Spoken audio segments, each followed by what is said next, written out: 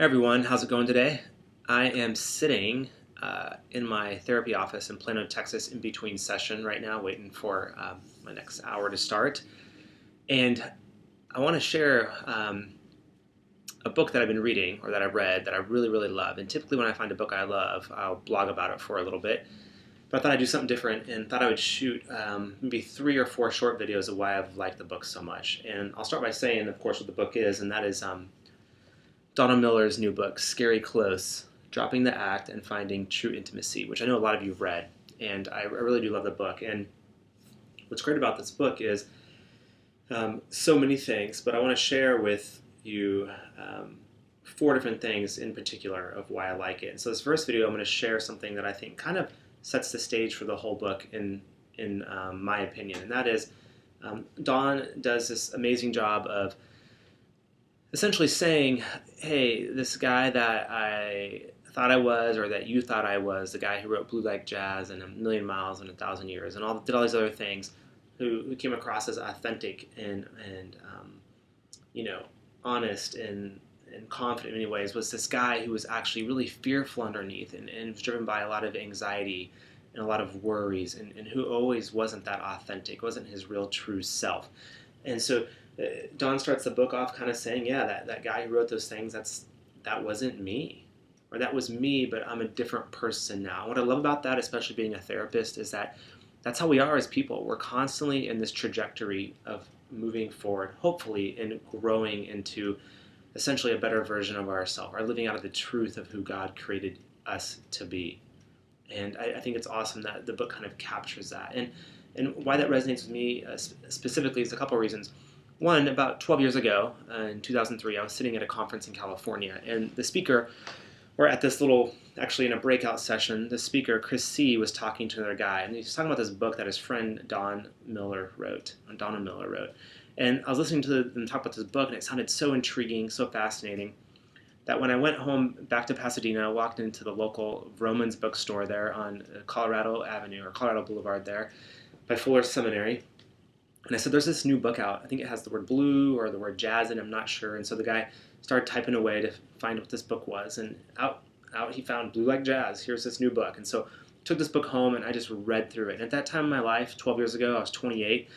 That book just really resonated with me. I think it was Don's just authenticity, his humor, his willingness to be honest, especially about things involving the Christian culture. I grew up in the church.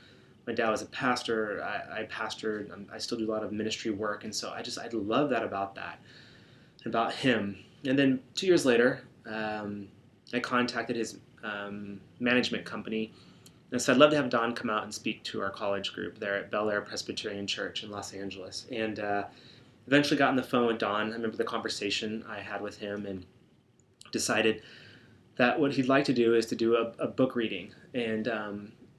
And so Don showed up to our college group and did a book reading of what eventually became the book To Own a Dragon, and did Q&A afterwards, and it was awesome. I got to spend some time with Don, driving him to and from the hotel and to the church. And again, just like Blue Like Jazz, I found him to be authentic and honest, and it just resonated with me, and just kind of vulnerable and funny as well. And so this voice that Don has kind of had a big importance in my life. And then in 2006, my wife and I are driving from Los Angeles over Thanksgiving break, where we live, to Scottsdale, Arizona, where my parents live.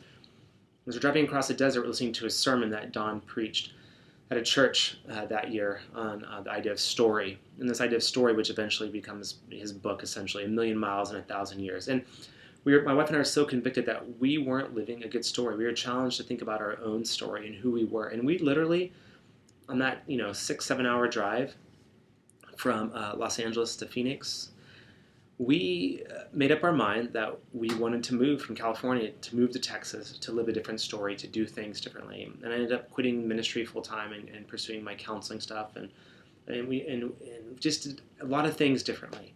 And it was, again, Don's voice, and it just resonated with us.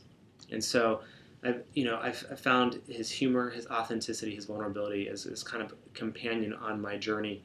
And so a couple months ago, I opened up my mail here at the office, and there's this book sitting in my mail there with a note from my friend Tyler Davis Jones, who lives in Seattle. Thank you, Tyler.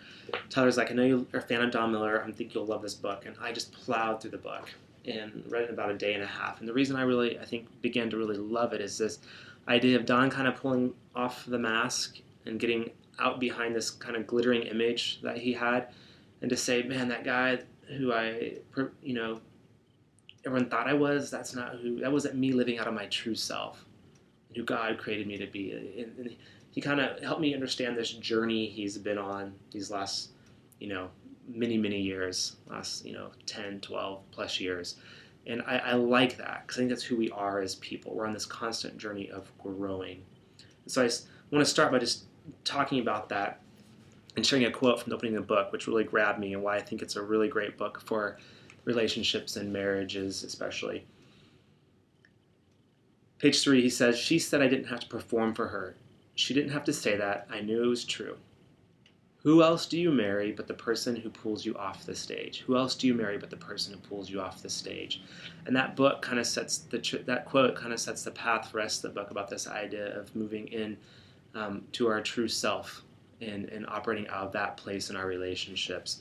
And he goes on in page 5, it's better when you have somebody to go home to and talk about it with, somebody who's more in love with you than impressed by you.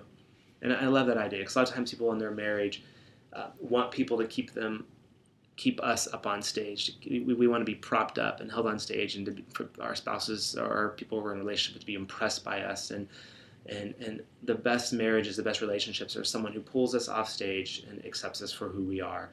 And I think Don's book kind of sets the tone for this journey. So I hope you'll read the book, and I hope you'll join me for the next 3 videos.